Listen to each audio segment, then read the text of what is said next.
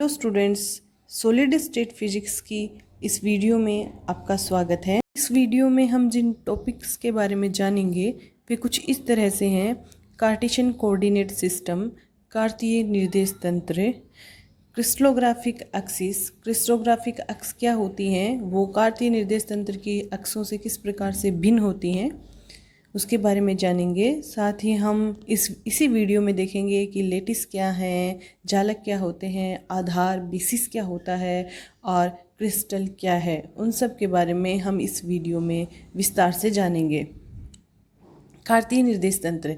कार्तीय निर्देश तंत्र में तीनों एक्सिस एक्स वाई जेड एक दूसरे के लंबवत होती हैं, मतलब इनके बीच का एंगल 90 डिग्री का होता है। कार्तीय निर्देश तंत्र के बारे में हम पहले से सभी जानते हैं। अब देखते हैं क्रिस्टलोग्राफिक एक्सिस क्या होते हैं।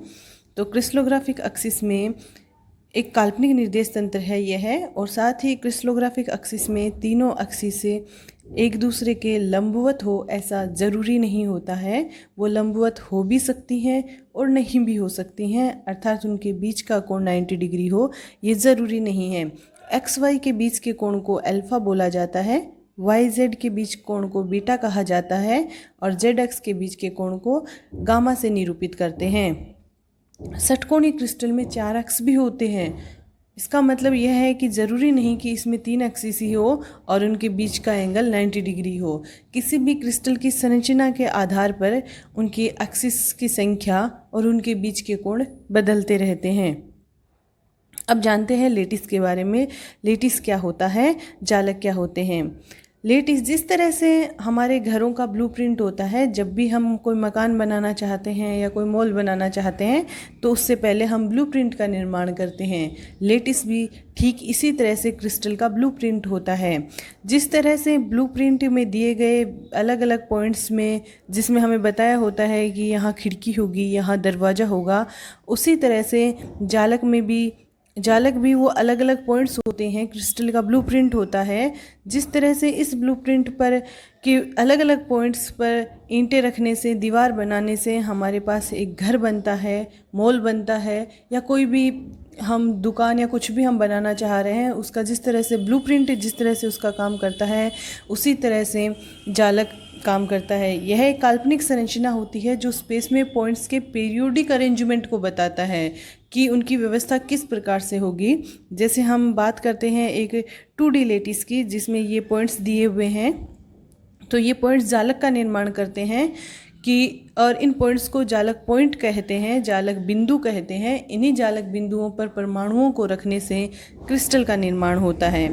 इस तरह से जालक एक काल्पनिक संरचना होती है जो पॉइंट्स के पुनरावृत्ति को बताती है। यह क्रिस्टल का ब्लूप्रिंट भी कहलाता है। अब हम देखते हैं बेसिस, आधार क्या होता है। आधार वे अणु या परमाणु जिनको जालक बिंदु पर रखकर क्रिस्टल बनाया जाता है, बेसिस कहलाते हैं। मतलब जो अभी हमने जालक देखा था उसके जो पॉइंट्स थे उन पर अणु या परमाणु जिनको हम रखेंगे और क्रिस्टल का निर्माण हो जाए तो उन अणु या परमाणुओं को हम बेसिस कहते हैं, आधार कहते हैं। जैसे मान लीजिए ये एक सोडियम का परमाणु है, Na+ का परमाणु है, ये एक Cl- का परमाणु है। इनको जब हम जालक बिंदु पर रखेंगे तो हमें क्रिस्टल मिल जाता है। तो ये अणु या परमाणु, यहाँ पर ये परमाणु है तो ये परमाणु आधार कहलाते हैं। आधार परमाणु या परमाणुओं का समूह हो सकता है। एक परमाणु से भी क्रिस्टल बन सकता है, एक से अधिक परमाणुओं से भी क्रिस्टल बन सकता है। तो इस तरह से आधार क्या है, परमाणु है या फिर अणु है।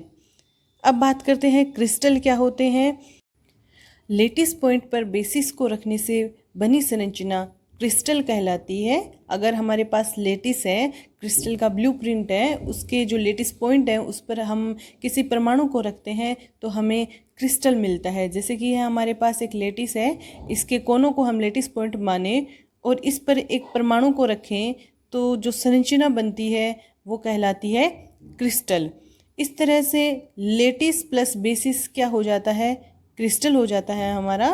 तो ये थे जालक, आधार और क्रिस्टल।